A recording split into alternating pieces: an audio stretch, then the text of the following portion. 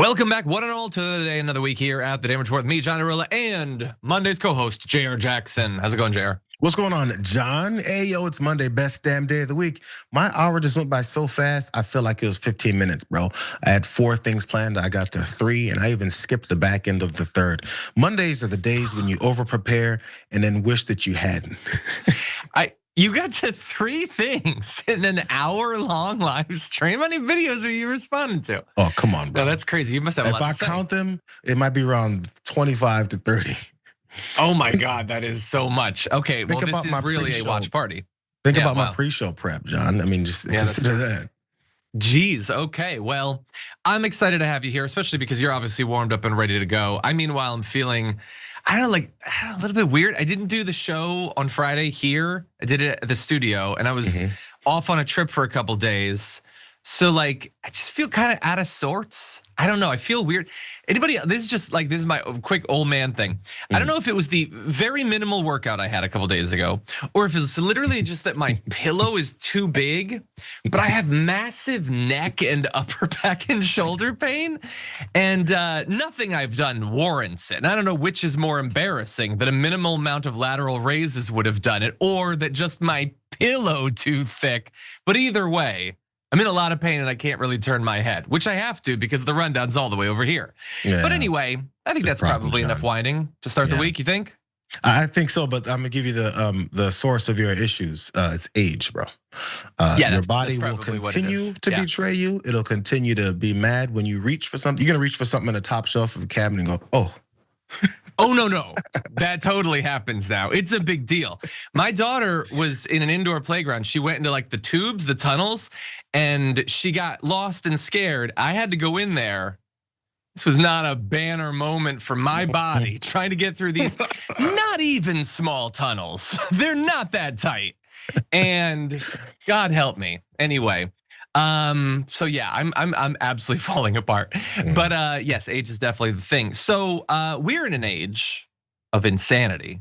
Bringing it back to the rundown, we got some crazy stuff to talk about. We have the return of Marjorie Greene, who I thought she was done. I thought that was just it, but I guess she's still around, and she's gonna reveal a little bit about the cowardice and two-facedness of her colleagues in MAGA. So we'll be talking about that, as well as a lot of other stories.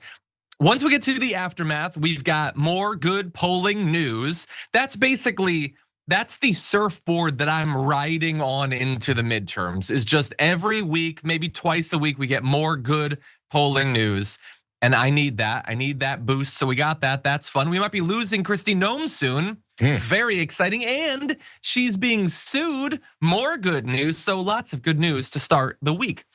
It would be good news for us if you were to hit the like button and share the stream, all that stuff. And yeah, we're gonna try to give away a Blue Apron gift card for $100 to somebody who sends in a comment, tweet, a super chat, something like that. So send those in. And with all that said, Jayar Jackson, are you ready to talk about some news? Let's do it, bro. I'm ready. Let's do it. Let's see if we can get to 4 things in our first hour. We're gonna try to exceed the watch list. Wish us luck as we jump into our first topic. Her life could be in danger because of the rhetoric. Her life is in danger? Who's that? Marjorie Taylor Greene, she says. Marjorie Trader Greene. I don't think her life is in danger. Frankly, I don't think anybody cares about her. He's a full-grown man answering questions. Marjorie Trader Greene.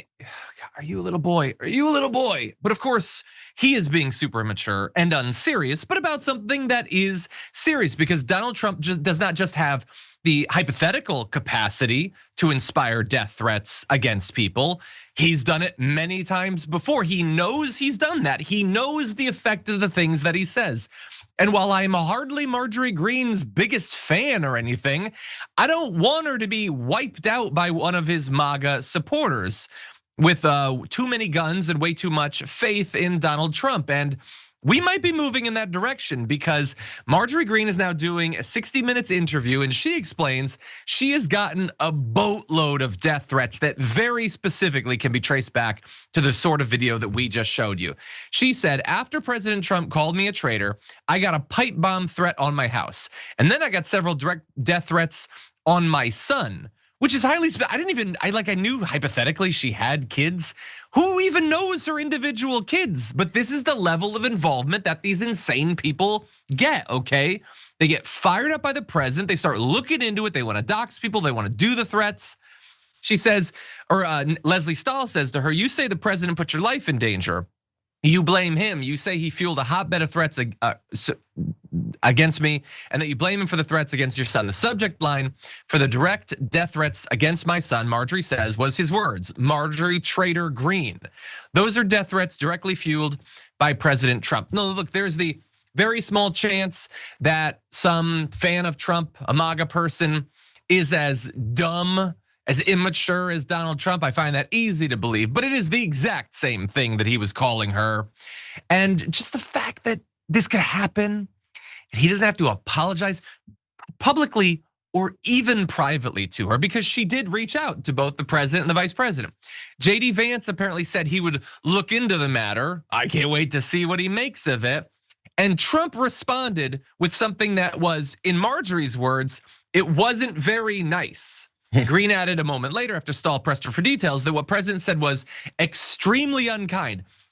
So he does all this stuff, attacks against her. She reaches out and says, hey, me and my son are getting like lots of death threats. Something like 700 death threats. Could you like pump the brakes a bit? And he attacked her in private.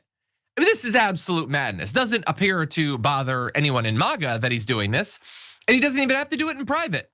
This is what he posted on True Social today, by the way, just this morning. He says, the only reason Marjorie Traitor Greene turns brown under stress, he's still trying to make that a thing. It's literally the worst branding he's ever done. Went bad is that she was jilted by the president of the United States. Certainly not the first time she's been jilted. You see what he's doing there? We'll pause. So he's implying that a man rejected her in terms of relationship or sexually. It's happened before, I guess. He says, the president of the United States says about a congresswoman that she's been jilted, but he just said that he jilted her. His metaphor is a sexual rejection. This is a thing that's happening. This is real. We're not making this up. This is not AI. This is a real thing that's happening and developing like an hour ago. Okay, too much work, not enough time, and now her ideas are now really bad. She sort of reminds me of a capital R rotten apple. Marjorie is not America First or MAGA because nobody could have changed her views so fast, and her new views are those of a very dumb person. And then it goes through a whole bunch of stuff. I don't even want to recount all of it about Hunter Biden and about Russia. And she's a low IQ traitor. Okay, then it goes into Paramount, and Trump is doing all of it. He's the president of the United States, and he's talking about all of this stuff. So then 60 Minutes is worse because they bought it or something. Oh well, far worse things can happen. I guess he's gonna hit them again in some way. You know, the media needs to be cowed by the president yet again. I hereby demand a complete and total apology, though far too late to be meaningful, from Leslie Stahl in 60 Minutes for incorrect and capital L libelous statements about Hunter's laptop, President DJT. And look, I'm gonna go to you in a second, JR. A lot of people will be like, this is a stupid distraction. And I'm sure that that is the case on some level. But, and this is the important part, he wants you to think about this sort of thing, okay, rather than whatever stuff, other stuff. And we'll get to it. We're gonna talk about DHS later. We're gonna talk about all that stuff. We're gonna talk about the economy. But I just wanna be clear. This isn't working for him. It's one thing to point out it's a distraction. You're not wrong to do so. But it's not a helpful distraction. His polling continues to go down. He's had this feud. All of these distractions, Jayar, don't work anymore. And that's what I keep trying to point out to people. He used to be so much better at the branding, about the control of the narrative, all of this stuff. He's not anymore. He's terrible at it. He just doesn't have the spark or the functioning brain anymore. Jayar, what do you make of it? Well, yeah, maybe the problem with why these distractions don't work is because usually when you say you get distracted from something like their mass cover up of the Epstein situation and the potential listings of him and the nefarious activities that he potentially took part in, as they cover that up, what they distract you with to take your mind off of that is something like going to war with Venezuela. It's like another bad thing. And then they want to distract you from that. They're talking about bombing boats in the Caribbean. Another distraction from that is ignoring court orders and deporting people that are American citizens. All this bad stuff. So from one bad thing to get distracted from, you get distracted to the next thing. You're like, oh, okay, well, let's talk about that now then. So every other day, there's a new distraction from a really bad thing. Now, with Marjorie Taylor Greene here, she's understanding what it seems like to be, the target of Donald Trump and his death threats amongst his foot soldiers that she was a part of helping build up, which I know you're gonna get to in a second as well too. But was she speaking out? And this is not a question to make the point necessarily, although I have my assumptions. Was she speaking out when those 6 Democrats came forward and said that military personnel should not follow unlawful orders from a president? That is right when they were following unlawful orders from a president. Did she speak out then when they got all those death threats? Because they posted their death threats. Mark Kelly posted his death threats. Someone else posted their death threats, explicit, disgusting death threats. Does she speak out then, or does she only speak out when she's getting death threats? Because now she feels it. Is this promotional for her, or is this about her actually being upset about this? Does she want this to stop? And if she wants it to stop, when is she gonna join on with a few folks who actually wanna say, do this small thing like, submit articles of impeachment for the guy who wants you dead? The guy who's trying to weaponize and deputize his foot soldiers to come and kill you. The one who's now people are targeting your family and your children. Are your children important enough to you to do something about this? Or are you just gonna, bow out of Congress and say that you did all that you could? I'm trying to figure out when she's gonna do something. I love that no matter how, like hesitant I am to give her any credit or whatever, and I want to point out the terrible things she's done, Jayar can always kick it into another gear. He's not gonna be buying literally any of it. And you know what, Jayar, you're right not to. Yeah, I don't know if she did say anything in defense of those 6 Democrats who not only received death threats, which she had already at this point, so she should be empathetic about that, but also those Democrats were proven totally right in their concerns about the illegal orders because, of course, of all the bombing stuff that we've learned about. Did she say something on Twitter about it? I don't know. I spent a few days in the woods. Maybe she did, but I haven't seen anything from her about it. And so you're right to point that out. Now, very briefly, let's jump into this. Obviously, Marjorie Greene has been on the receiving end of these Trump attacks, the toxicity and all of that stuff. I don't know if she's like dead in MAGA. I think that they have kind of split loyalties at this point. And obviously there's a lot of MAGA people that seem to want to distance themselves from Trump and go for a more actually America first sort of thing.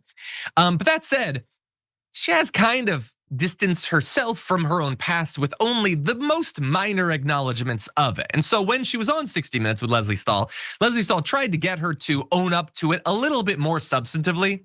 And so Greene said, it's the most toxic political culture and it's not helping the American people. To which Stahl said, but you contributed to that. You were out there pounding, insulting people. And Greene says, Lesley, you've contributed to it as well with your, Stahl says, me? Greene says, yes, you're accusatory just like you did just then. Stahl says, I know you're accusing me, but I'm smiling. Greene says, you're accusing me. Stahl says, I am accusing you. It's fascinating television. But anyway, so yes, Lesley Stahl is accusing Greene of being wildly, violently toxic in the past. And the reason Lesley Stahl can do that is because it's true, she did that. And Marjorie Greene, I just want to point out, when you like stalk a congresswoman and like lean over and speak through the mail thing, and then you stalk a shooting survivor in the streets, and then you post these violent memes, and then you constantly say Islamophobic and transphobic things, you do all of that, and you don't just do it, but that's your brand. That's why you won, and you know it. And that's how you generate money, and that's how you generate attention. And you ride that for years and years and years until maybe you no longer like it anymore, and you see a different bicycle that you want to get on. And you do all of that. And Lesley Stahl points that out. Yes, Lesley Stahl's accusing you of something, but she's not being unfair. She's not being toxic. Those things aren't equal, Marjorie Greene. Even you must acknowledge those things are not equal. But anyway, Greene says, but we don't have to accuse one another. But no, she's an interviewer. It is her job sometimes to point things out. Now, if you want to feel accused of something, that's fine. That's one word you can put to it, but she's not wrong to do that. And Stahl says, I want you to respond to what you've done in terms of insulting people, yelling at people, and then saying, Greene cuts in, I'd like for you to respond for that. No, you can respond for that. Stahl says, I don't insult people. Greene says, you do in the way you question, and you're accusing me right now. And I don't know Lesley Stahl, but You tried. I mean, what more can you do, Leslie Stahl? Greene, you've done sick, twisted, weird things. I watched you grope the cardboard crotch of Donald Trump on video, and I can't get it out of my head. It's been a while. I feel like it's clearer in my mind than it was before, and you did that to all of us. So don't get mad at Leslie Stahl when she points this out. It's not an insult by its very nature. It might be an insult in that the things she's pointing out you did, and accurately doing so, make you feel bad, but they should make you feel bad. That's not her problem, that's your problem. JR? First off, John, I was about to hang up on this call since you brought up the cardboard cutout, because it actually had been deleted from my brain until just now. I remember it vividly now. Damn it. Yeah. Anyways, so and this, by the way, the reason we're not running 60 Minutes because 60 Minutes doesn't like people running their things. But you guys should really see how that interaction went down with Leslie Stahl when they went back and forth about you're doing the bad thing, no, you're doing the bad thing. It was weird because Marjorie Greene almost seemed like she wasn't ready for anyone to point out how much of a piece of garbage she's been over the past several years, how much all the things that she's done.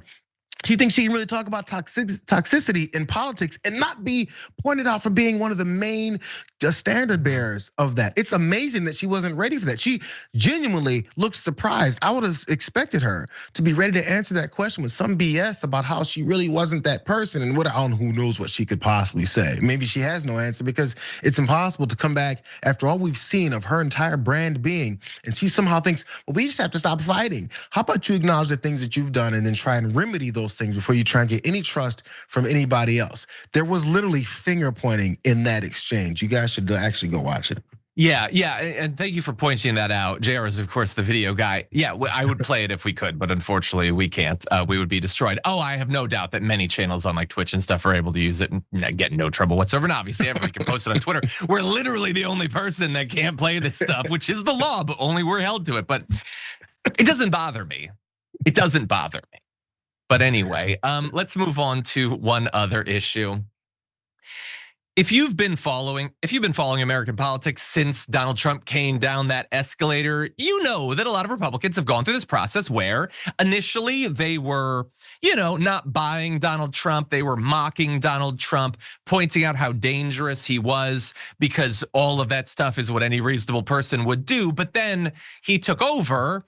And they would very much like to still have jobs and power and money and go to fancy dinners and stuff. So now they don't say that stuff anymore. Every once in a while, we get reminded of that from someone who was formerly like them on the inside and is now looking in from the outside. Marjorie Greene is a great example of that. And that came up while she was on 60 Minutes.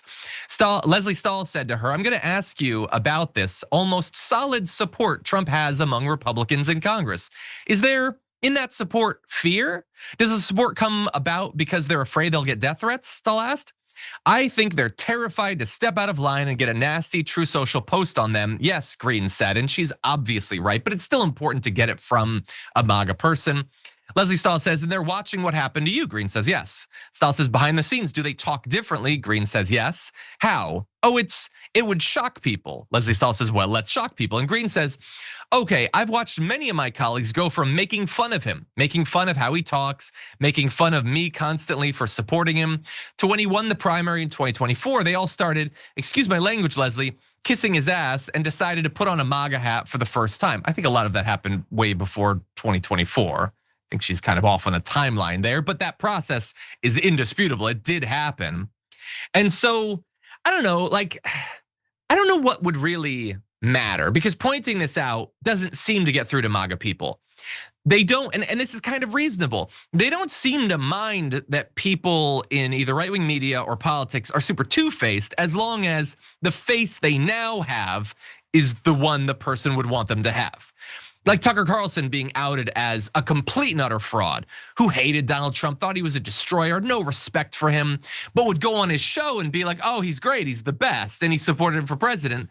To a MAGA person, it's like, well, good, yeah, I want you to say those nice things about him. I don't really care what you really believe because they don't apparently crave authenticity the way normal people do. So I don't know, JR, what would actually get through to them? Would it be like, do we need videotape of these people? I mean, we have the tweets, we have the text messages of JD Vance. That didn't seem to matter. Why is it that they don't care? Because I feel like you and I, and probably a lot of people watching this, we would be bothered if we found out that I don't know. We have like tweets from 6 years ago where AOC is like, this goddamn Bernie. He's such a socialist. I hate his guts. He's a destroyer. I feel like that would bother me a little bit. What do you think? The worst part is we don't even need to go searching for these moments. When this guy first started, they called him a disaster. Ted Cruz said he's disrespectful and despicable. And you talk about Heidi, you come after me, I'm gonna beat you, damn it. All that stuff. And the next thing he's on the phone, kissing his ass. As recently as last week, he's standing over Donald Trump as Donald Trump is calling the affordability thing a hoax. And this dummy's over him nodding his head. Like, it's crazy. Ted Cruz is one of those people on the list. You don't have to look for things or look for something to uncover about JD Vance. He called him America's Hitler. He said he's a disaster. Lindsey Graham, who finds himself on his knees every opportunity, talks about how Donald Trump is gonna destroy the Republican Party. And if we support him, we deserve what we get. They've said it all. These folks up to January 6th, they blamed him for inciting the violence. That is until they then got behind his back and then said that he didn't. They constantly turn on him. And then afterwards, they go back to kissing his ass. And we're supposed to forget all these moments when they did it. It's exactly what they do. So even right now, Marjorie Taylor Greene is trying a different level of acting like she wasn't always kissing his ass and revealing all this other stuff. She goes a little bit one step further because she's fully detaching herself from him now, I guess. But she's never gonna point out how she was always on board. And then she was the one who facilitated this whole thing. She just kind of did it backwards. The other guys hated him at first and then got behind his back. She was behind his back the whole time and then decided to turn now because she thinks it's politically expedient. So I don't trust any of them. Yeah. No, there's no reason you should. And you don't need to. We could just see what happens and most of it will probably be bad. Okay, we should take our first break though, because we need to give updates on the other side, what's going on with Kristi Noem and where she might be going very soon. We'll be right back.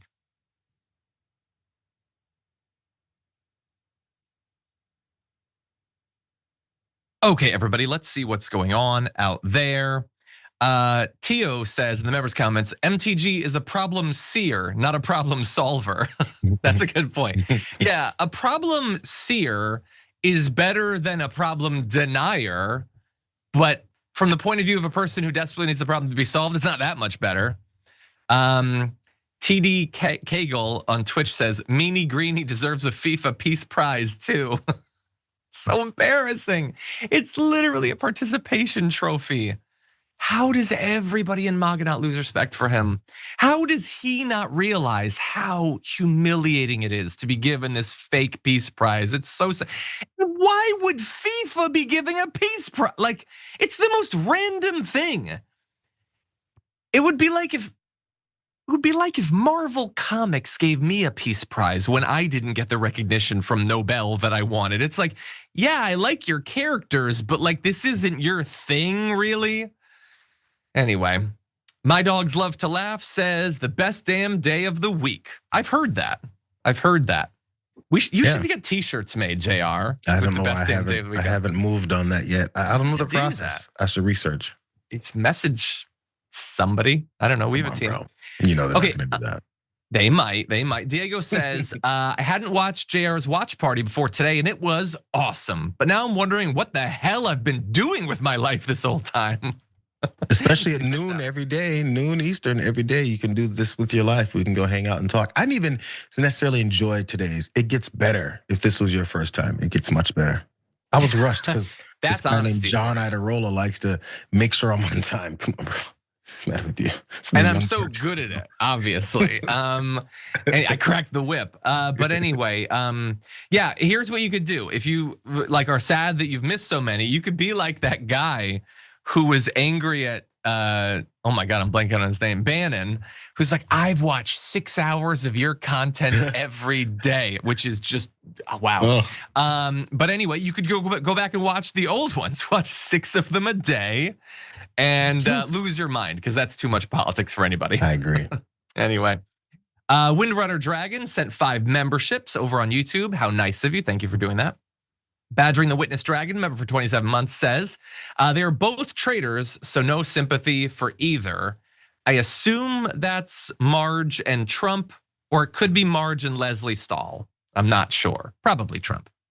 Cursed INFP sent a membership as well. Thank you so much, it's very nice of you. There was somebody who wanted me to stop doing the Trump voice, which I don't do that much anymore. but you're free to not want me to at all. Carol said in response to that, I like John's Trump voice. Stephen Colbert's is the best though. Well, that's hard to dispute. Although Jackson has a pretty good one, and James Austin Johnson's pretty good too. I think I've been eclipsed by at least 5 to 10 people. Okay, Ravaging Wolverine says, MTG doesn't get a free pass, but as long as she keeps doing what she has been doing as of late, I will happily take it. And that's fine, you can do that. I would edit one word.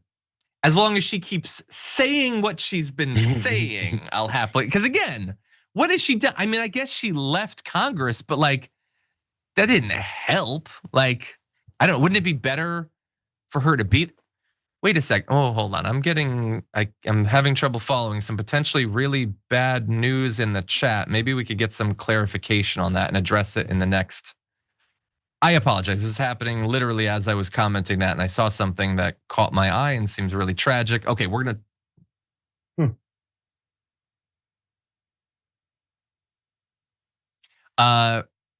Yeah, so I apologize. We're gonna try to find out what was going on there.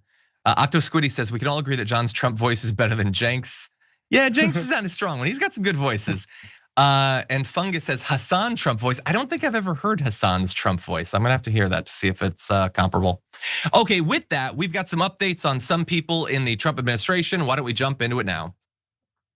Is Kristi Noem on her way out? A couple weeks ago, there were some initial rumblings from inside the Trump administration that while the cabinet has been pretty non-tumultuous up to this point, especially compared to Trump's first term, Kristi Noem could be the first to actually be cycled out. And now we're hearing the calls from inside the House even louder. Apparently, Donald Trump doesn't necessarily dislike her and her cosplay or whatever. But again, it's that thing we heard about weeks ago. It's the relationship with Corey Lewandowski that's apparently causing some problems. And one former official said of the pair, things are effed. It's horrible. They're gonna destroy this place. I'm just hoping the new secretary gets here in time. And so both Noem and also Corey Lewandowski are gonna destroy the place, and why not? Neither of them are qualified to be in the positions they're in. Her officially and him kind of unofficially, and yet they're running amok. By the way, this is like a weird gap in my knowledge. I thought Kristi Noem was single and just didn't want publicly the relationship she's strongly alleged to have with Corey Lewandowski to come out. I was wrong. She's married. How is this not a bigger scandal? Like, it's not like it's a bunch of libs saying that she's having an affair with Corey Lewandowski. Apparently it's an affair. I thought it was just a relationship up until this morning. It's all right wingers saying it, and seemingly not a big issue. They love to speculate about Dems, but weird when it's Kristi Noem, nobody seems to mind. In any event, she's downplayed any tensions or concerns over anything that's happening in the DHS. In a text to the Bulwark's Adrian Carrasquillo, Lewandowski called bull ass on any talk of turnover, saying none of that is true. Which they're gonna say up until they're kicked out. And then even once they're kicked out, they're gonna lie about what the reasons were. But it's a lot of other people who are now feeling very confident talking about this. Two such officials said they believe such a move could happen, quote, really soon, relaying that they've been told Noem has been taking on less of a role in directing department memos. I don't know how much less of a role she could have. But they and the third official also cautioned that the situation is fluid. Trump could decide to let Noem oversee the launch of new enforcement operations planned for January and February, which is sort of, again, news to me. And so these have been very unpopular for the Trump administration. He's had to backtrack on some of them. There have been judicial decisions that have forced him to scale back others. Evidently, though, he's not cowed on it. And in January and February this year, he wants to do new enforcement operations, which almost certainly means new cities. So new cities and new states that he's going to massively PO. And so that apparently, Jayar, is his strategy for the beginning of this midterm year, is double down on a strategy that people don't like, that has turned a lot of people against his immigration policy more broadly. What do you think? Maybe I say it too much, but as I always point out, it's a presentation president. They need PR. He needs to try and make things look a certain way despite how bad everything is. They try to make this economy look better than it is. They try to say that these drug boats that they're blowing up in the Caribbean that aren't, that it's a bunch of folks that they've somehow adjudicated before they got to that point. The double tap was raw, lawful. Everything they say is a lie, but they need to have some kind of veneer over it. But so in that approach, they have to try and every time something kind of corners. Remember, Kristi Noem and them are now in trouble for defying the court order and that judge's order for the deportation flights and all that stuff.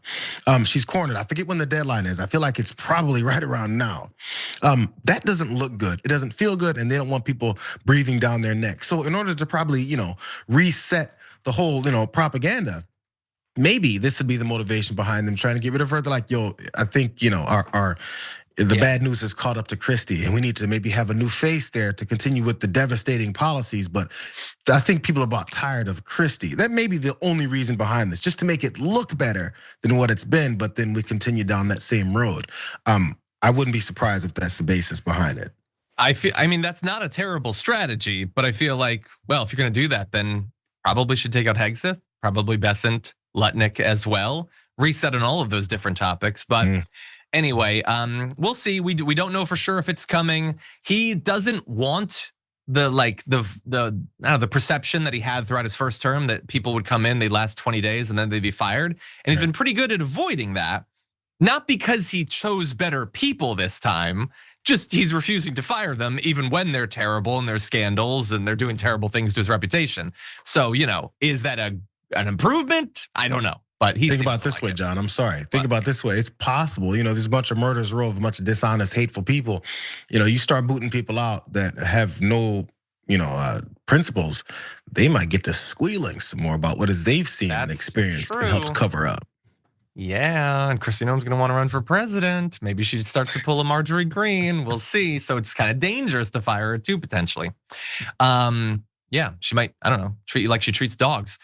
In any event, why don't we turn to a related topic about Kristi Noem, what might be waiting for her if she were to leave the administration. Kristi Noem throughout 2025 has had an absolute ball, dressing up in all sorts of costumes, marching around America, invading different cities and brutalizing communities. It's been great, bucket list achieved. But the fun might be coming to an end soon, thanks to a lawsuit that is suing the Trump administration and the DHS over the absolutely insane use of tear gas in residential areas over long periods of time, absolutely terrorizing people. And all that already sounds bad. But what makes it even worse is the lawsuit alleges that they were only really doing it to make right-wing grifters impressed, which is the worst possible reason to use that on American citizens. And so this complaint was filed just a few days ago by 9 residents of Gray's Landing in Portland, Oregon. They argue that for the past 6 months, federal agents have indiscriminately deployed tear gas, smoke grenades, pepper balls, and other chemical agents in mass volume with fumes that seep through windows and vents, accumulate in hallways and bedrooms, and bind to walls, carpets, clothing, furniture, and children's toys. They talk about these yellow gas clouds and people, including kids, developing persistent coughs and burning eyes and throats, dizziness, headaches, basically making the area unlivable. And again, the vast majority of these people, full-on American citizens, their entire lives just being constantly abused, brutalized by the Trump administration, which doesn't care. They don't care about these communities. Some deployments, the lawsuit alleges, were not to address any real danger, but to, quote, put on a show for conservative influencers who had been invited by Kristi Noem and the DHS to film the protests for propaganda purposes. And we've seen this, we've reported on this, even in that particular area. You might recall when Benny Johnson and some other people, they had gone and they go up on a rooftop with Kristi Noem, and all of them performatively, or maybe really, talk about how terrified they are of the mob. And then the camera pans over and it's like 4 dudes and someone in a chicken suit. And that's what this whole thing was about. We just have to produce something that makes all conservatives as scared as these little B-boys got when they saw the chicken suit dude twerking. And so that's bad enough. That's embarrassing enough. It's an abuse of government resources. But when you're also traumatizing people, injuring children to do it, no, there need to be legal consequences for that. Somebody's got to get locked up. And so we can talk about some of what happened. There are people, domestic abuse survivors, who'd been shot in the head by an abuser, saying that the blasts and the fumes are triggering constant panic. 2 girls aged 7 and 9 apparently sometimes sleep in their father's closet to feel safer and like they're away from the fumes. And so this is called an unconstitutional poisoning. It definitely seems to be so. And I hope that this lawsuit is wildly successful. Jayar, what do you think? Yeah, we got lawsuits, man. We've got all this stuff happening. I'm sure they have a certain level of evidence if they're putting this forward. Why isn't it transitioning over into accountability legally? I mean, like, jail time for the people who do this stuff. Who's in charge of that? Like I said, I don't have a super grasp on which folks and officials that have been put in positions where they're supposed to look out for the American people, even if you're in the minority, why people aren't pushing for actionable things to happen to criminal behavior. Chemical agents in people's communities, terrorizing folks as they keep talking about domestic terrorists or people that they're gonna deem terrorist organizations as they literally terrorize American cities, all for the sake of what I just talked about. It's all about the PR, whatever they think is good PR. So let's throw some more smoke grenades, tear gas at folks like they did in Chicago. We saw that happen too. Greg Bovino caught some minimal consequences for that, and he had to run his ass out of the state.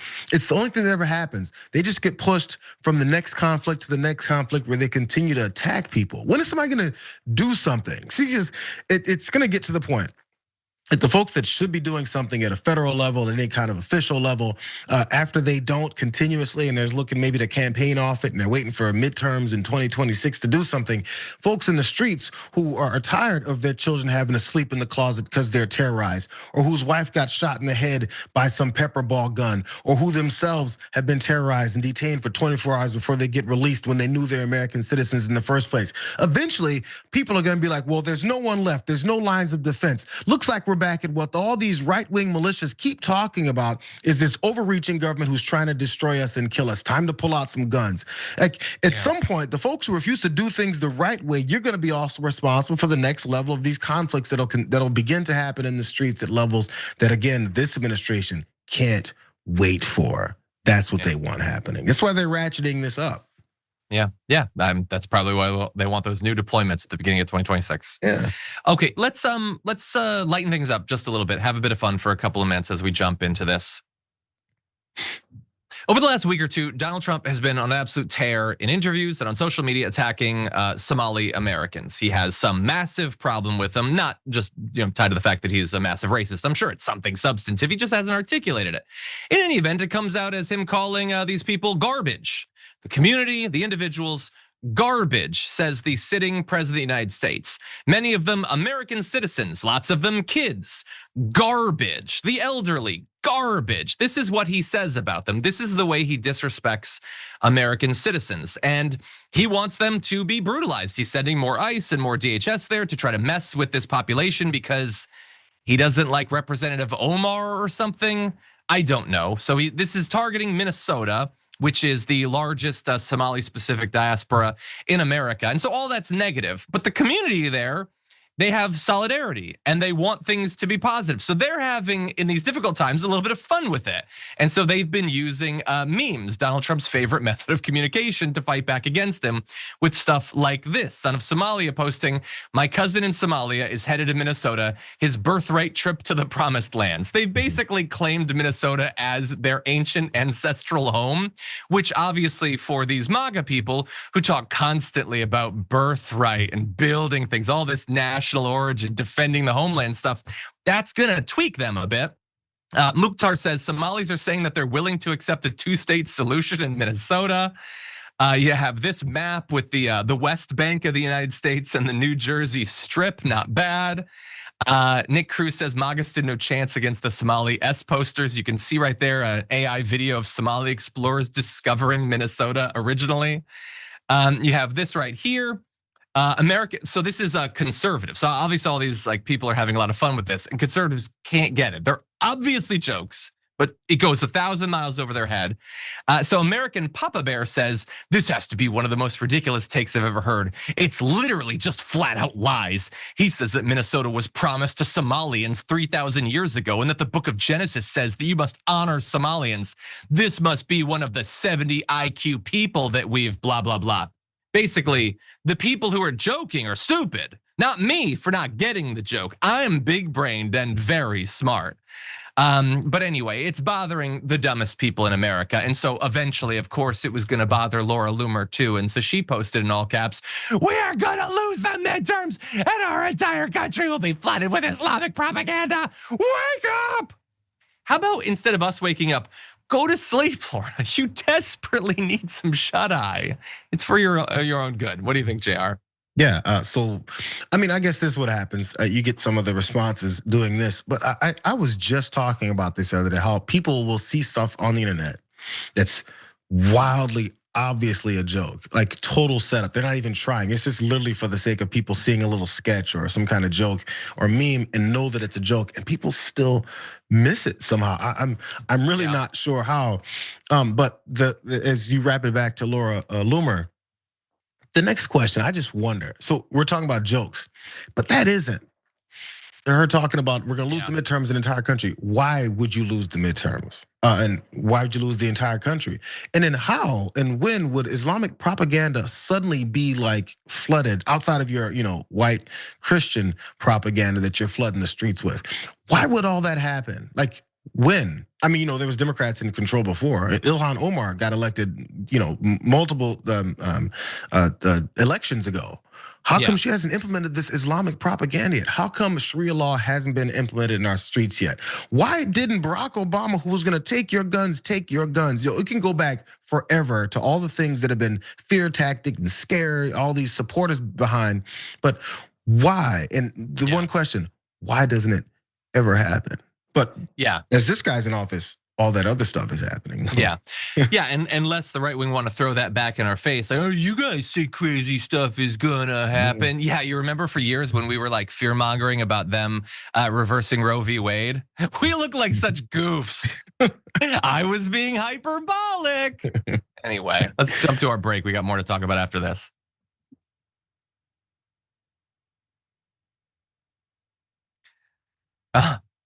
In the chat, Octo Squiddies reminds me, where's my goddamn Hobbit home? Man, if the UN mandated the construction of Hobbit homes, that would be the best possible. Who doesn't want to live in Bag End? It's the comfiest place. It's got a pantry full of bread and cheese. It's awesome. Circular doors, it's great. Anyway, somebody also reminded me of the thing where there was the satirical fear-mongering going around that they're gonna be mandating Arabic numerals. It's so good, it's so good. Oh, these ignorant ass people, I love it. Anyway, Asimov's prophet says Noem's husband is just happy for the commutation of his life sentence with Kristi. Maybe, who knows, who knows? Again, it's allegations. The affair is just allegations, we don't know for sure, I guess. Leo, member for 58 months, says they don't care if their enemies actually like Trump because they see Trump as strong for forcing his enemies to say nice things about him against their will. It's that simple and mean-spirited. Yeah, I think that's a good point. That's probably a better way to put it. The end result, even if by force, actually they like it. Curse INFP sent a membership, which is super nice. Thank you. By the way, at the end of the last social break, I was seeing comments. I couldn't see where the conversation began, but people were alluding to the fact that supposedly an awesome member of the community for a long time, Gabby Mathis, might have passed away. I haven't seen anything specific or anything confirming it, so I don't know for sure, and I don't want to spread unfounded things, but if it is true, that's incredibly sad and tragic. So I don't know who knows for sure in the chat, but I did see some talk about that. Okay, Gargoyle Dragon says, in a super chat, when are they gonna call out the FBI on not acting on all these terroristic threats? Oh wait, they defunded that department, wonder why. Well, they defunded certain sorts of investigations. We're gonna talk in our next block about how they're trying to spool that up for specifically going after libs, basically. And anti-Christian, anti-capitalist people, that sort of thing. The sort of reporting that Ken Klippenstein has been doing for some time under this administration. Neil Whittington says, MTG is a woman and the Epstein files are about sexual assault. Who wants to know who all was involved? So she knows that DJT is a sexual assaulter, a fraud, a felon, a crook. Yeah, and look, she's pushed back more against him on that topic than most. But you're right that, like, if you actually accept what she clearly does to push back at all, she should push back 100 times. How could you possibly support him in any way if you know what we know about him. And yeah, she doesn't take it nearly far enough, which makes you question whether she's a serious person or whether her supposed concerns for years about elite PDF files and all that were ever founded in anything. Ronald came, super chat, no message, but I do appreciate the support. Thank you. And there was another one with a keep it up sticker. Thank you for both those messages. Super nice of you. Rage Rock for now says, Lord knows why FIFA is trying to buy Trump's favor.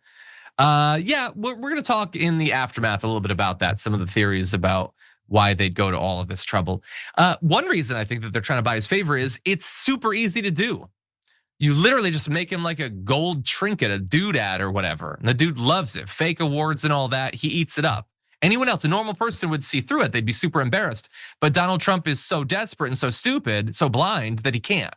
So why not take advantage of him? I could probably do it, actually. Should we give Trump an award? Some BS made up thing? I bet we could get him to hold it up in the Oval Office. Anyway, I will literally buy it off of Home Depot's website. Anyway, Stefan Wilson says, Republicans hate accountability more than being broke. That's awesome. We'll be right back.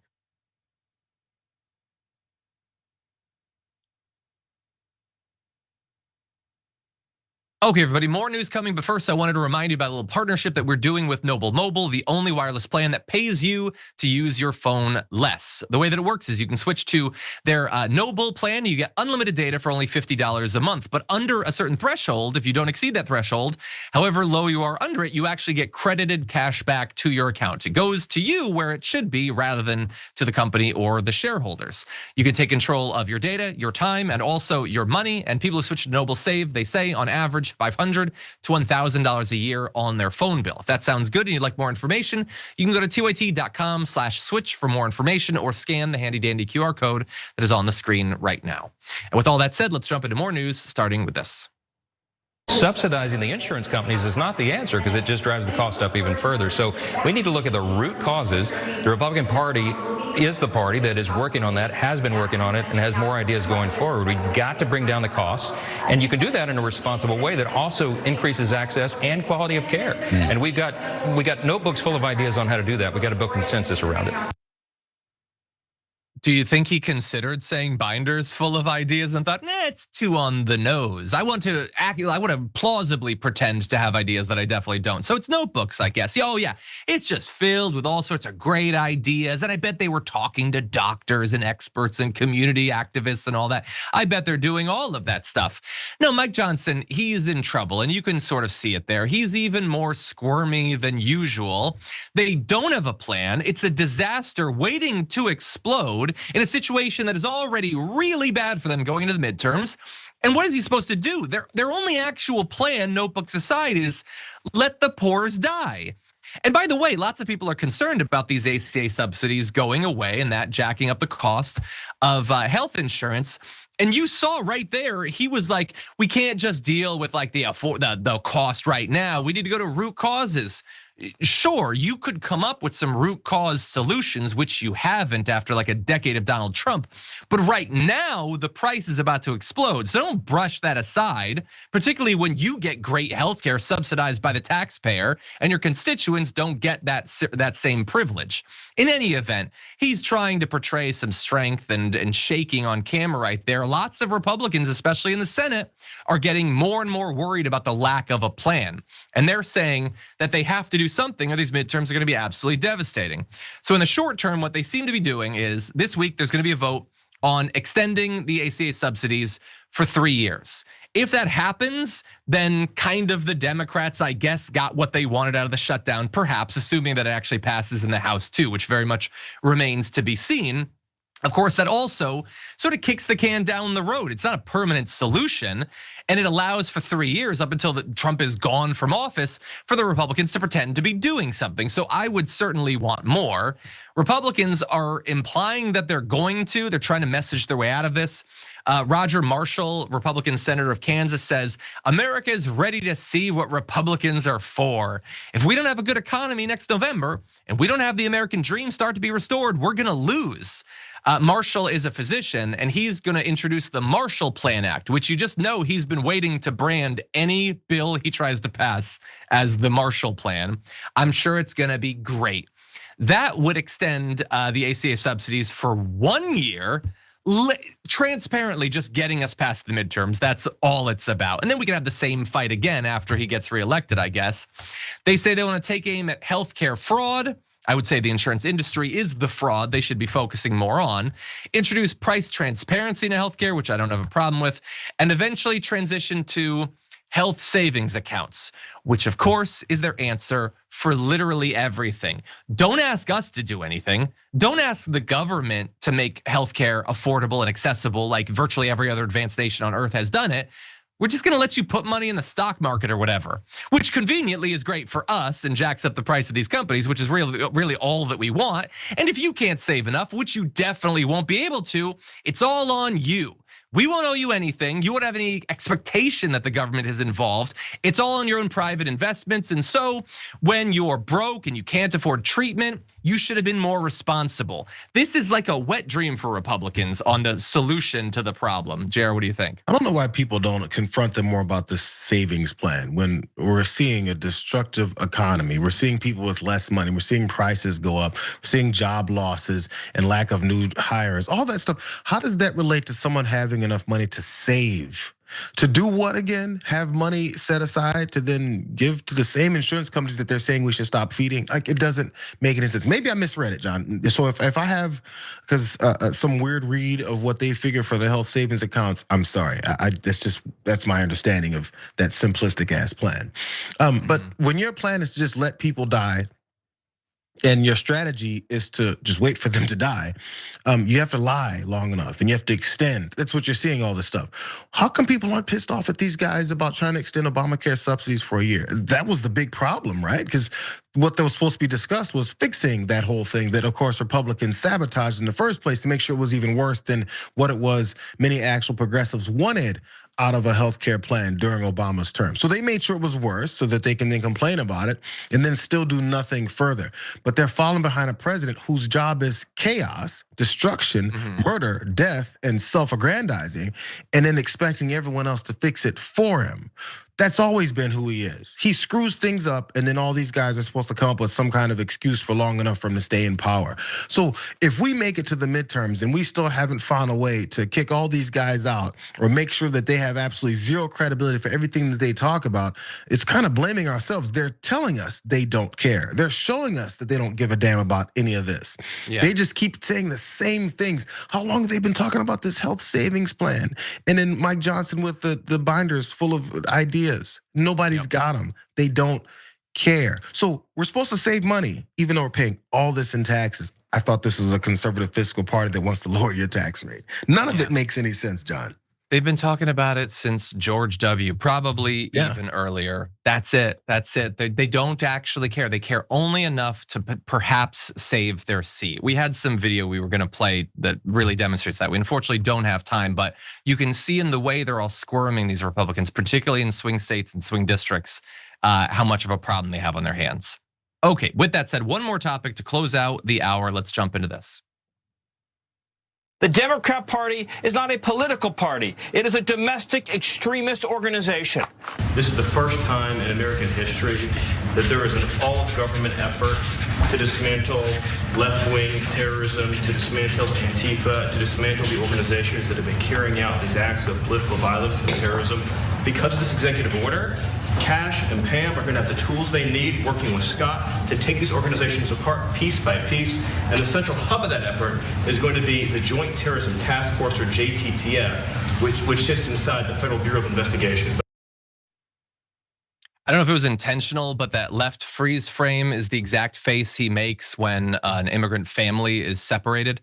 In any event, that's Stephen Miller. He's been trying desperately to sell this idea that just being a Democrat, being a liberal means you're a violent terrorist. Forget the insurrection. Please don't focus on that, or the fact that we pardoned all these violent criminals and sent them back out there to run amok. And the fact that we got the pipe bomb guy and he evidently was a Trumper, and we're trying to tell you that only left-wingers are violent, and it just keeps running aground on reality. Forget all of that stuff. We got a mission, and it's to demonize the left, but also perhaps dismantle some organizations that they're not extremists. They haven't committed any terror attacks or anything, but they're popular, they're successful, and we don't want them, especially if they're raising money for the Democrats. That's what all of this is about. And it took another step forward. We have this leaked memo that was written by Pam Bondi that directs the DOJ to compile a list of potential domestic terrorism organizations. And what would make you a domestic terrorism organization? You know, like you're probably thinking bombing, blowing up, killing people. No, none of that. Espousing extreme viewpoints on immigration, radical gender ideology, and anti-American sentiment. Now, to be clear, they don't mean extreme viewpoints like we should deport 50 million people or we should feed them all to crocodiles. That's not what they mean. They mean thinking immigrants shouldn't be deported. That's extreme to them. They don't mean radical gender ideology like we should put these people in the shadows. We should strip away their rights, we should do all that. No, just acknowledging their existence is a radical gender ideology. And the anti-American sentiment, that's not like, rejecting the Constitution, rejecting the separation of powers, accruing more and more tyrannical power to the executive, all these fundamentally anti-American things. No, all that's cool. Just like not liking Trump, I guess that's really what all of this is. We had Ken Klippenstein on to talk about his reporting, and basically any left of Joe Manchin idea you might have is enough to get you investigated by the FBI or the DOJ these days. And so they're gonna be looking into all of this. They've got their list put together. God help you if you spread anti-Americanism. If we jump ahead to graphic 3, anti-capitalism, you're not allowed to have an issue with any of that. Anti-Christianity, no. Oh, you could be anti-other religions, I guess, but anti-Christian, nope, you're not allowed to do that. Support for the overthrow of the United States government, that is now not allowed. Back on January 6th, it was totally cool. In fact, it was patriotic to do that, but now it's not allowed. And hostility towards traditional views on family, religion, and morality. All of that is, of course, amazing. And I love it too. Donald Trump is, as we're gonna talk about later on, he's instituting new price fixing stuff to try to get a handle on grocery prices. Evidently, that isn't anti-capitalism when he does it, but it is when the Democrats do. His multiple marriages and the cheating on his wives, that's not anti-traditional family when he does it. So all of this is not only deeply un-American, against the First Amendment, all of that stuff. It's also wildly hypocritical at the same time, JR, what do you think? I'm trying to figure out when we can start identifying fascists as fascists. So we've gotten to the point, I feel like I do it every time we've reached another plateau, which is like every other day.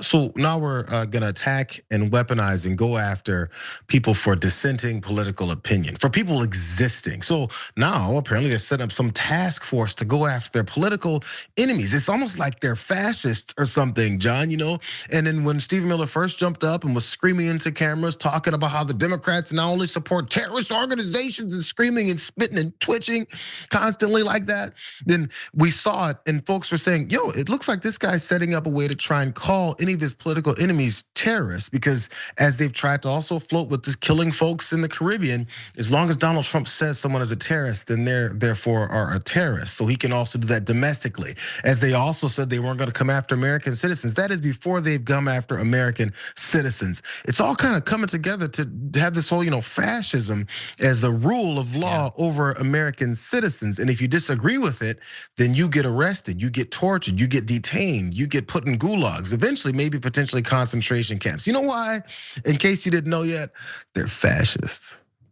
Yeah, by the way, you saying that almost certainly puts you on Pam Bondi's list, by the way. Yeah, no, we've identified it, we're not backing off of that. I don't know what characteristic, traditional, scholarly characteristic of fascism they haven't reached at this point. I'm waiting for Donald Trump to have campaign paraphernalia that literally talks about the trains running on time. I don't know what else they could do to convince people, but there it is. So be careful, everybody. They're coming for you online. Okay, that's the end of the first hour. Thank you, everybody who's been watching. Though, if you are watching live, we got more coming up the aftermath. Don't go anywhere. We'll be right back.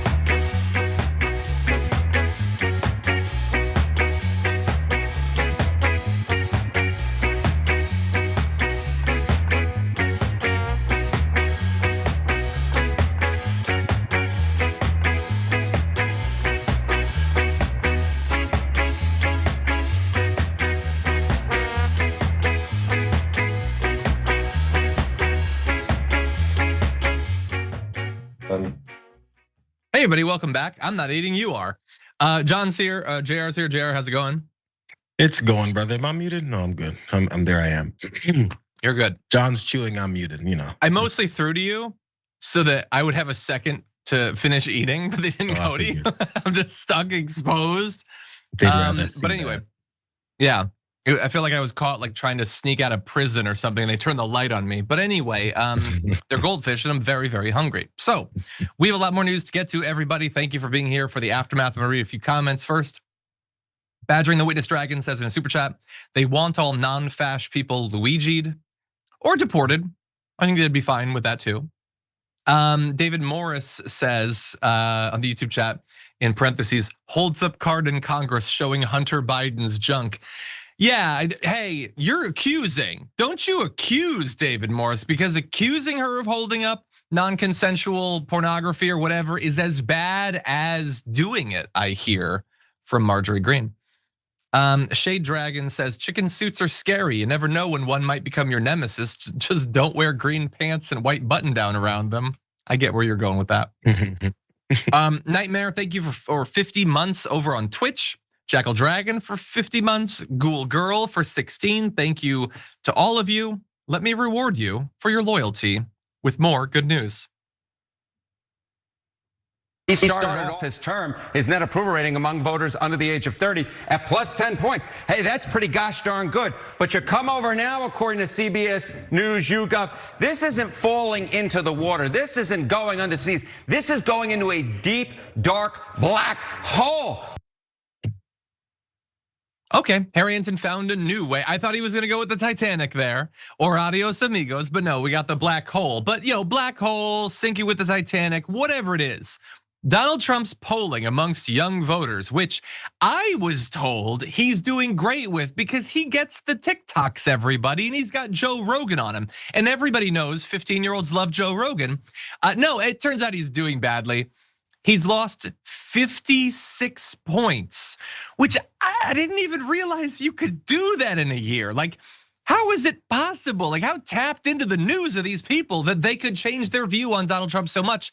But they have. So Gen Z, they're done. Adios amigos. They're done with Donald Trump. But he's got bigger issues than just the demographics. He's got policy issue area problems too, as Harrington describes. Any sense of why, what issues may be driving it? You know, look, we've been talking about it. You were talking about it last segment with Mr. Matt Egan. It's the economy, stupid. I mean, just take a look here. Age 18 to 29 on Trump and the economy. Back in October of 2024, who did those under the age of 30 trust? Harris or Trump? It was Trump by 10 points according to the Marquette University Law School poll. Look at where his net approval rating is now on the economy. Minus 52 points. Yeah, look, so this is objectively good news. We want him to do poorly in the midterms. Obviously, that might add some sanity to DC, so that's good news. But this is so much better news than just the result, because it's substantive and it proves that people are paying attention. I was so worried about apathy after the election, particularly amongst young people, which are already facing so many issues and all that. And we know the algorithm is designed to distract them, but no. They're not distracted. They're paying attention. And he did it to himself. He didn't just inherit this. He made what he inherited even worse through his own decisions, which were stupid and corrupt and were never designed to actually succeed. And so thank God people were paying attention and they see how readily he's screwed them over. And hopefully now they'll go out and vote in the midterms. Jared, what do you think? That is the question. That was my next thought. So they understand it, they see it. Whatever it is they saw before, that's the question I'd love to see. Because not for the sake of, we know there's the I told you so's and how's that vote going for you? I get all that and I enjoy it to a degree myself. But how do we then move after this? After we understand everything that's been happening, after we understand all the things that he lied about and continues to lie about, and even up to the midterms, bro, that's a long time. That's based off of, look, just this year, how much destruction he's caused. How much more destruction can he cause up until the midterms of next year before people actually get their grasp on things? So even voting by the midterms, I feel like that's such a long stretch away. And how much more destruction, how many more people's lives can be destroyed, and even not really have any more by that point. He's a destructive nature. He's a murderous person. He's a criminal in the White House. So as we just dislike him, why do we dislike him? Are we gonna fall for this again? Are we gonna continue to see him appoint more criminals and cover up more things, destroy more entities, destroy people's businesses and their lives? As we see it happen, I just want more action. I get there's people in the streets and we're upset. How do we then move to that next step of making sure we mitigate his effect on this country? That's the most important thing right now. It is. No, 100%. And we have to do that. We have to have good candidates running on good policies. We have hopefully people to have learned something from Mamdani, apply it, in its own way in different areas. You're totally right. We need the next steps. But before we do that, Trump has an idea. Maybe this will turn things around. Maybe this will get him out of the black hole, which I don't think is possible physically, but we'll see what he can do. Here is Scott Bessent to talk about Trump's new plan. In essence, it is a trust fund. It is a piece of the American economy for every child, and they will be able to take it out when they're 18, or they can convert it to a more IRA type program and keep it for their retirement. So there won't be the restrictions I mentioned there about how they use the money? No. Okay, so that is Scott Bessent. Don't worry about all this stuff. Inflation, wages aren't going up, jobs are terrible. You're gonna be replaced by AI or a Tesla bot or whatever if you can never make it work. Don't worry about that. We got this plan. It's these Trump accounts where they're gonna put $1,000 into a newly born kid's savings account, I guess. That'll go into Wall Street, as I've been pointing out recently. That's their answer to literally everything, is just give more money to Wall Street. But okay, it's $1,000 for a kid. And then when they're 18, they can take it out and then they're made in the shade. But the issue with that is that you generally expect, they say, an account will double in 7 years in the stock market. It goes up, goes down, but doubles in 7 years. Okay, so it doubles, they're gonna be 8, okay, so it doubles 2.5 times. So they have $4,000. What, you gonna open a business? You gonna buy a hover car? It's something, I guess. It's not gonna radically change their lives, and it's 18 years in the future. Let alone when he says you can keep it in there and you can retire on it. Great, I want more people to save for retirement. That's a plan 65 years in the making. We're suffering now, Scott. This isn't enough. I know that you've got billions of dollars or whatever, but the rest of us could use some help. And the voters are telling you we need help on a time scale measured in months, not decades. And so this is, as everything coming out of the Trump administration is, it is boneheaded and elitist and disconnected from reality and insulting in scope and scale and even in purpose. Because again, it doesn't really even help you out after 18 years, but it injects a bunch of money into Wall Street, artificially props up stock prices. It helps them immediately and not hypothetically. That's how it always works with them. And not even Fox News is buying it. Fox host Joey Jones, who will probably be Secretary of Veterans Affairs in 2 years or something, says, but that's 18 years at best down the road. Totally says they've got to find the quick wins quicker. And I don't know where they are because I'm not an economist, but people do feel like buying a vehicle and a home is still expensive, which it totally is.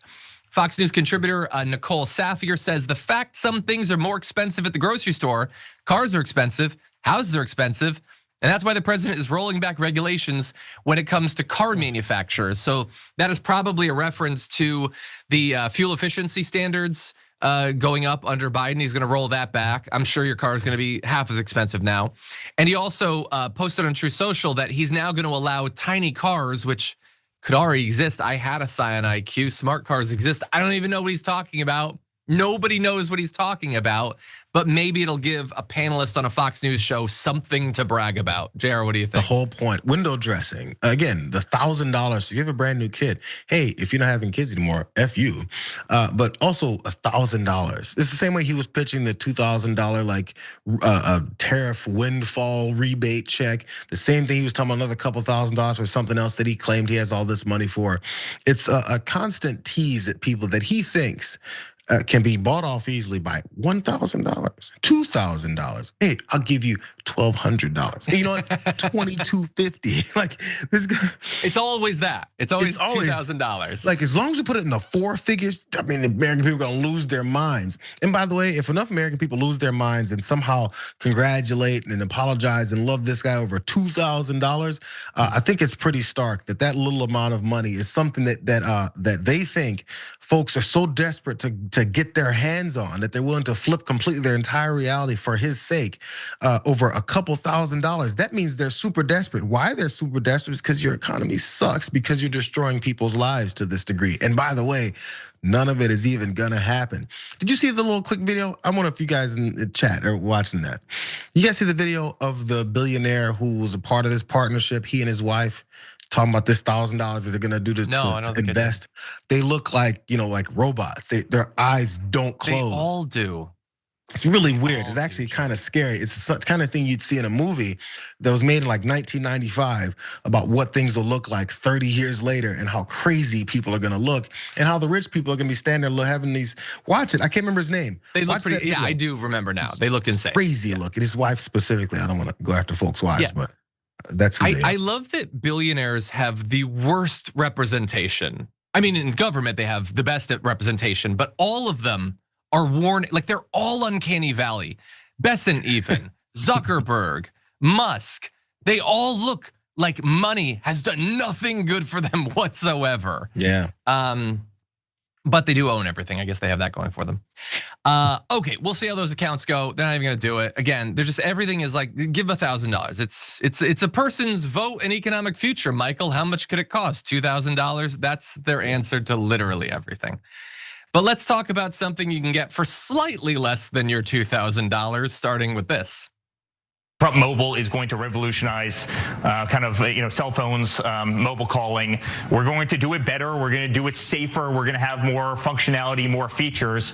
And the coolest thing about all these ventures is we're doing it right here in the United States. You're not calling up call centers in Bangladesh. You're not, you're doing it right out of St. Louis, Missouri. And you're going to have phones that are made right here in the United States of America. And they're going to have, it's going to be cheaper, $47 a month. Now, when that came out, not that many months ago, a lot of leftists like me implied that they definitely were not going to manufacture smartphones here in America. And we said that, we were presumptuous. We said it before we knew for sure. And so I do need to now update you that, yeah, no, it was a lie. They're not gonna do that. Of course, they were never gonna do that. Everything in that video was a lie, but especially the Made in America thing. They're not even pretending anymore that it's gonna be made in America. What they are pretending though, is that it will someday be made. And there is no good evidence that that's going to happen. And they've kind of backed off a little bit. They would really prefer that you get their service, which they can make a bunch of money on, but buy a phone that someone else has made. So if you go to their website, you can see this. You can still put a deposit on the T1 phone if you have $100 that you'd like to never get anything for. You could do that deposit, or you could get one of these other phones, a couple of Samsungs, an Apple, renewed Apple 15s or 14s. I don't know why there's so many generations old, but you might think, oh, well, that's to make it cheap, right? I mean, it's a couple generations old, you save money. Well, you can if you buy those phones somewhere else, but for some reason, when you buy them through Trump Mobile, you're gonna pay a premium because Apple frequently sells the iPhone 15 with a $100 discount, $100 less than Trump Mobile is selling it. Refurbished iPhone 14s are not officially sold by Apple at the moment, but you can currently get one for just $305 on Amazon or $327 at Best Buy, or you could spend nearly $200 more to get it from Trump Mobile. So, like, we've seen a lot of grift and we've seen a lot of lies, but you could have both those websites up next to each other. Why would you pay so much more so that Eric Trump could get the money? It's not gonna make him like you. He doesn't even remember that he runs this company. You think he's thought about it in the last 3 months? But anyway, you don't want those phones. You want the T1, and you can still try to buy it, I guess. You'll only be charged $100 and you'll be the first to get it. In 100 years, never, I don't know. They originally were gonna ship it in September of this year, but back in June, they had to remove the Made in America branding because they weren't gonna do that. And in fact, it's not even gonna get service across all of America. Here is the service map. It's not bad, but there are some gaps. If you're in Idaho or West Virginia, I guess you shouldn't have lived in one of those woke ass parts of the country if you wanted to use Trump Mobile. You're gonna have to go with Apple or whatever. JR, what do you think? Do you remember the Obama phone derogatory conversation they had about Obama phones, which was a program for lower income folks to have access to some kind of phone, considering technology has moved a certain direction. And which, by the way, it was a program that didn't become originate during Obama's term, but since racists in all of our media and conservative talkers wanted to somehow claim and say because poorer folks who may not have access to this types of communication devices get an opportunity at it, let's connect it to Obama because then we can just say Obama phones and say look at all those minorities are getting these freebies. Remember that whole thing? Yep. But somehow this guy can slap his name on something that's overpriced, old overpriced phones that you're never gonna get with shoddy service and lies about where things are made. And there's not a bunch of derogatory things being said about him screwing over middle to lower income folks that are stupid enough to fall for his latest scheme when they're still waiting for the golden sneakers, the Bible, the watches, the hats, the t-shirts. I can't even go through all the things this guy's been hawking to these idiots that keep spending their money on it and getting nothing in return. But it's always based off of how they're gonna try and manipulate the energy behind these things. Yeah. When is someone gonna finally ask him? Every time he steps up, surprise him.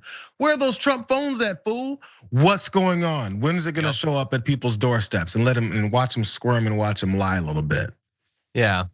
Anyone see anyone walking around in gold Trump sneakers? A lot of broken promises and a lot of wasted money.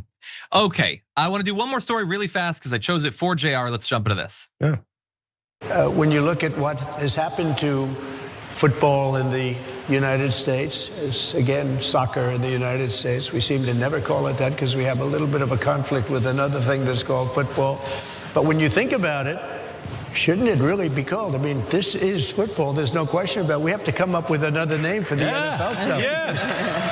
It really doesn't make sense when you think about it. It is really football. What he's saying is wild, and we'll get to that. But is that the darkest he's ever painted his face? Look at his face next to the white of his shirt. That is wild that he's gone that dark. But what he's saying is arguably even wilder. For a second, I want you to imagine that Kamala Harris or Alexandria Ocasio-Cortez said, hey, NFL, you don't get to be football anymore. I want soccer to be football. You sit down and shut up, you Bears or Giants or whatever. We don't care about you anymore. Soccer is the true American sport. They get to be called football. Can you imagine how Fox News would talk about that, JR, if he sided with soccer over American football? He panders to anybody he's in front of. By the way, I think it's the Kansas City Chiefs special teams coach responded to Trump also talking about how he hates the kickoff rules in football now and how he should change this and change that and all this stupid things that he says. And that guy responded to, oh, you have it. My bad, I jumped ahead of you, didn't I? So he's already got folks that know what they're talking about, pushing back on his stupidity because Donald Trump is stupid, But also, what happened? You took what I was thinking, bro. He said, what happened to football in this country? Well, apparently football's turned into this guy's face. Man, it looks just like a leather brown football now. Man, pigskin is perfect actually for this little piggy. This guy continues to try and inject himself into things. Well, I thought we're supposed to separate politics from sports.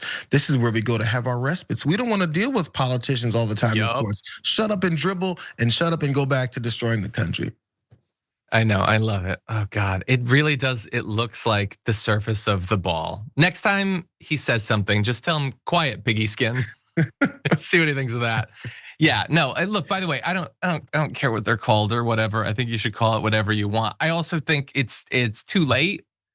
The NFL is called football. It just is. Like you're not gonna switch that, man. That's too much at this point. You could also call soccer football. I don't have a problem with that. You can call it baseball for all I care. It doesn't matter. But it's a little bit too late on changing the NFL's name. So we don't really have time to talk about him accepting the Peace Prize. But that is so deeply embarrassing. That's what he's bought off for, by the way. He's willing to betray American football because they gave him a fake It would be like if Crayola gave him a Peace Prize, or if Panera Bread gave him a Peace Prize. It doesn't mean anything, and it has no prestige. And by the way, like, of all of the organizations, at least Panera, as far as I know, isn't like associating with despotic regimes and setting up World Cups in places where thousands of foreign workers are gonna be murdered effectively to build the stadiums and everything. Of all of the places to give a Peace Prize, FIFA is perhaps least well positioned for it, JR. It's Final crazy. thought goes to you. Yeah. Last thought here. This guy, he's like, I thought we were against participation awards. Conservatives are. This guy's participation award #1. Also, look up these stories. There's multiple entities, multiple countries, and leaders that have plans ahead for how they butter him up to get what they want from him. And all you got to pay is a couple $1,000s because he's a cheap date. 100%. It's like Apple did. You just slap some gold in front of him or whatever. Like, what do you think I could get if I just gave him like a plastic bucket full of those like pirate coins, the like gold foil over chocolate? I bet I could get him to give me, I don't know, Washington Monument or something. I'm just like, hey, piggy skin, take this. It's shiny.